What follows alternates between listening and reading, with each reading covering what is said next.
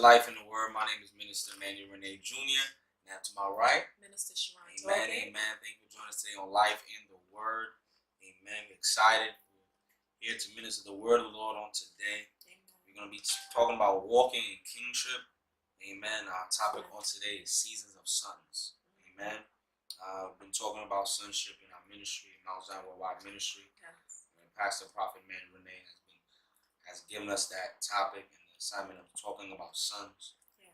We know that sonship is the relationship between the son and the father. Yes. Amen. A lot of good things have come forth teaching about it. We're going to be coming from the book of Hebrews 1, verse 1.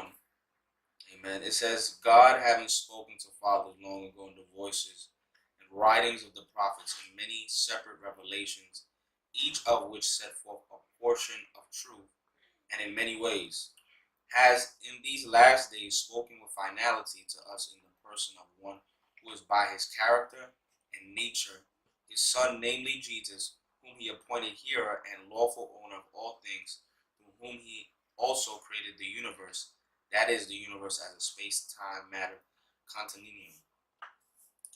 The Son is the radiance and only expression of the glory of our awesome God, reflecting God's Shekinah glory, the light being the brilliant light of divine, and the exact representation and perfect imprint of his Father's essence, and upholding and maintaining and propelling all things, the entire physical and spiritual universe, by his powerful word, carrying universal along to its predetermined goal.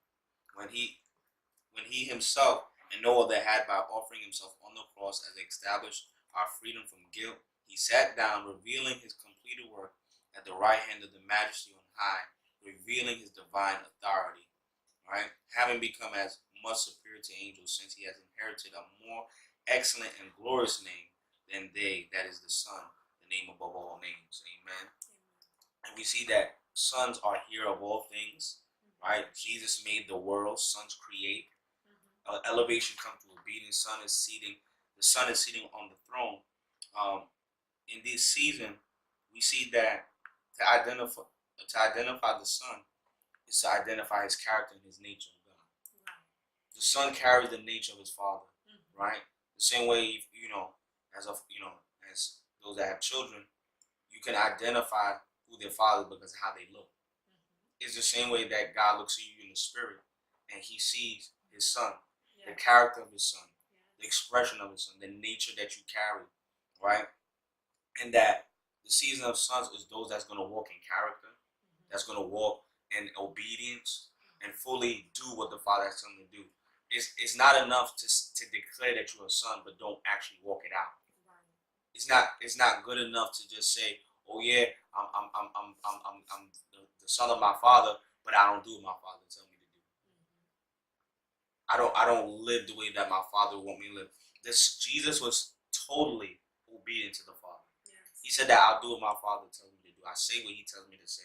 Yes. That we have to change the perspective of what you call a son. A son is not meeting a quota or just, doing something and what you feel is right, but it's actually doing what God tells you to do. Sometimes we do what we think is okay, and what we think it's, walking in sonship. But when God tells you to do something, when your Father tells you to do something, can you fully be obedient to what he's telling you to do? Because in your obedience, you're building your character, you're building the nature, right? It says in verse 2, to us, the person of one who is by his character and nature, his Son, namely Jesus, whom he appointed hearer and lawful owner of all things. And we see that even walking in sonship, that you gain an ownership. Yes. You gain an ownership, right? And you become an owner of all things, not because of you, but because of who's inside of you. Yes. Because you carry Jesus in your heart, and you develop your walk with Jesus, or should I say the Father, and because Jesus is the only one that can have true relation with the Father. Yes. So if you don't have Jesus with you, who are you having a relation with? You got to be able to carry Jesus inside of you, because that's the only one that's presentable to the Father. Yes. Jesus stands holy and blameless before God. He's the radiance of God. Yes. He's the expression of God, right? And we got to be able to understand that you walking in kingship is knowing one that you serve a king. Yes. You serve a God that's just not only God, but He's King. He's not only Father, but He's King. So you have to elevate your knowledge to understand who you are and your identity in walking in kingship. You can't think that you are lower than when you serve a mighty God that gives you an access to the inheritance and to His kingdom, and you don't know this because you think that you're not His son. But you can't. You have to get out the mindset you're no longer a servant. But the son has access to certain things that servants don't. That's right. Right. But I want you to say something on that. Minister Danny has spoke about it last night in identity crisis. Last night, a lot of times as believers, we don't know who we are in God and who we serve. That we are, as you said, a royal priesthood and a peculiar people. And when you know who you are in God, there is a way that you carry yourself. There is a knowing of who you are. And like you said, the word offers you, it tells you the benefits of your inheritance that you have as a son. Right. Because we have been adopted in. We have been engrafted in.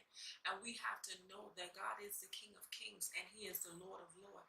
And Jesus is the way. Right. Amen. We can't go to the Father but by Jesus. Right. But we have to stop acting as servants. Yeah.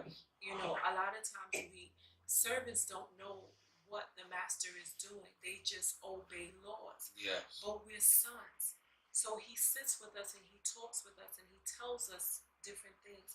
But because of us not being sure and of our insecurities and our doubts, sons are acting like servants. You understand? Even the prodigal son, when he was in the pig pen, he was eating husk and he was eating the slop of the pigs because he was having an identity crisis. But the scripture says that he came to himself. He remembered his father's house, and he remembered that the servants even ate well. You understand? He remembered being in his father's house, and he remembered who he was. And sometimes God got to give you a flashback of who you are, because there's sometimes you can be accepting things that are beneath you that God never told you that you were supposed to accept. But because you're going through, you sometimes forget who you are as a son and what is granted to you. So a lot of times we're living beneath our privileges, and God was like, I've given you dominion and territory. Why are you not owning? Why are you not walking in the power and the authority that I have given you? Because you have forgotten who you are and whose you are. And we have to, as sons, this is the season of the sons, we have to remember who we are in Him. Right. And through obedience. Like you said, the sons do what the Father says. And Jesus was the ultimate son. He was obedient to death. You understand? He said, not my will, but let thy will be done. Right. And he prayed until great drops of blood, sweat came down his face, because he was praying, because he didn't want this thing. Can you imagine that the sacrifice that you had to make to die for people that didn't even want you, that didn't want nothing to do with you, but you had to bear the sins of the whole world on your shoulders. Right. That's a heavy burden to bear.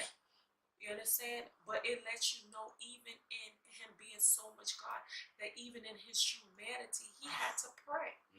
He had to pray, and he had to ask God for strength and say, you know what, after all is said is done, it's not about what I want to do. It's not my will, but that the ultimate purpose, God's will, be done. Yeah, His will be done. And that's what Jesus did.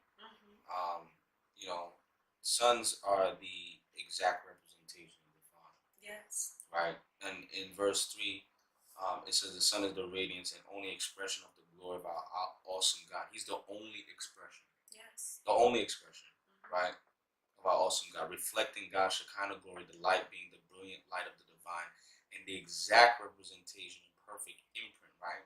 And the imprint talks about the outline, right? As though, when you just say you're walking in the snow, and the bottom of your shoe leaves an imprint in the snow. So Jesus is that imprint. Yes, He is the image.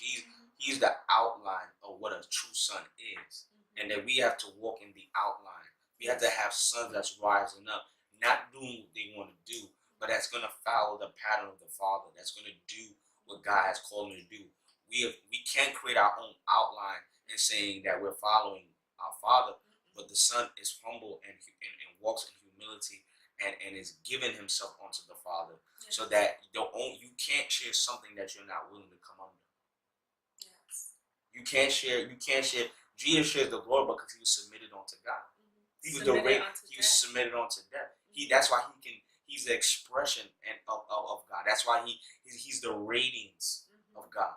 And he can do this because he understands what obedience is, and that's why he could be elevated as a son, because he was obedient to the cross, and that he's sitting as son. You sit in places that other people won't sit.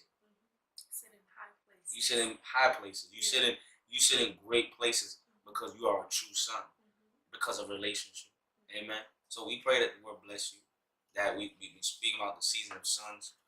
Begin to follow the outline. As sons, we must follow the outline of God and walk obedience, so that we can see elevation. We can see that God begin to take sons in high places, and you begin to sit in places that you couldn't sit by yourself. Amen. Once you begin to rise up and know that it's the season for, in these days, the Father looking for sons. Yes, He's looking for sons that's going to be obedient. Amen. Amen. Well, we pray that the Lord bless you. My name again is Minister Emmanuel Renee Jr. To my right, Minister Sharon. Praise the Lord. Thank you for watching Life in the Word on today. Please remember that Jesus is Lord. God bless you.